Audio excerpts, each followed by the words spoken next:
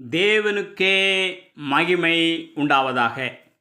இன்றைய நாளில் உங்களோடு கூட தியானிக்க போகிற தேவ வார்த்தை சங்கீதம் 115வது அதிகாரம் 11வது வசனம்.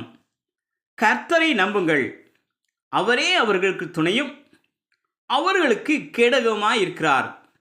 கர்த்தரை நம்புங்கள், அவரே அவர்களுக்கு துணையும் அவர்களுக்கு கேடகமாயிருக்கிறார்.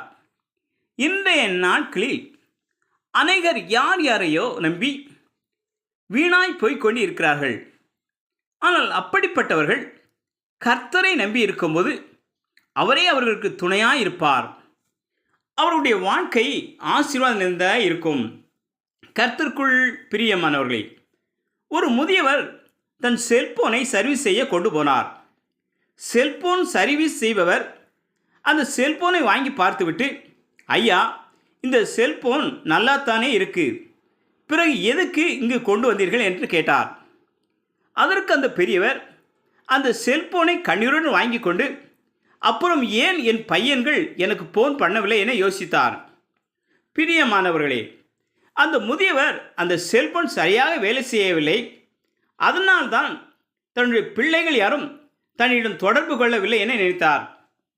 ஆனால் உண்மையில் அவருடைய பிள்ளைகள் அவர் மேல் அன்பில்லாதவர்களாக இருந்தபடியால் அந்த முதியவரை தொடர்பு கொள்ளவில்லை.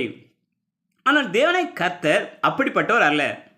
வேத வசனத்தில் சொல்லப்பட்ட போல அவரே அவர்களுக்கு துணையும் அவரே அவர்களுக்கு கேடகமாக இருக்கிறார். ஆகவே யார் உங்களை வெறுத்தாலும், யார் உங்களை நேசிக்காமல் இருந்தாலும் நீங்கள் கவலைப்படாதிருங்கள். நீங்கள் விசுவாசத்தோடு தேவனை கர்த்தரை தேடும்போது அவரே உங்களுக்கு துணையாகவும் அவரே உங்களுக்கு கேடகமாக இருந்து உங்களை பாதுகாப்பார். தேவன் தாமே உங்களை ஆசீர்வதிப்பாராக.